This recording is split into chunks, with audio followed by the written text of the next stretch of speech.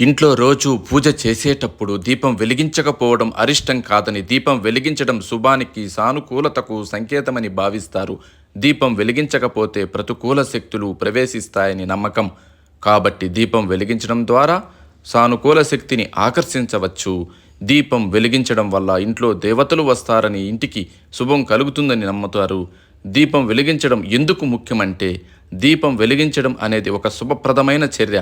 ఇది ఇంట్లో సానుకూలతను మరియు శ్రేయస్సును తెస్తుంది. దీపం వెలిగించిన చోట దేవతలు ఆశీర్వదిస్తారని ఒక నమ్మకం. చీకటి ప్రతికూల శక్తులను ఆకర్షిస్తుందని, దీపం వెలిగించడం వల్ల ఆ శక్తులు దూరంగా ఉంటాయని, ప్రశాంతత నెలకొంటుందని నమ్ముతారు. అగ్ని అనేది ప్రాణం మరియు శక్తిని సూచిస్తుంది.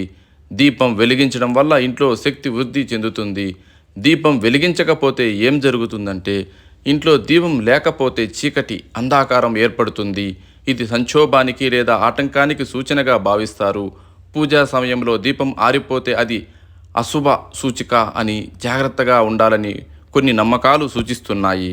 దీపం వెలిగించడం అనేది కేవలం ఆచారమే కాదు, అది ఇంట్లో సానుకూల వాతావరణాన్ని సృష్టించడానికి, ప్రతికూల శక్తులను దూరం చేయడానికి మరియు ఇంటిని దేవత అనుగ్రహానికి నిలయంగా మార్చడానికి సహాయపడుతుంది.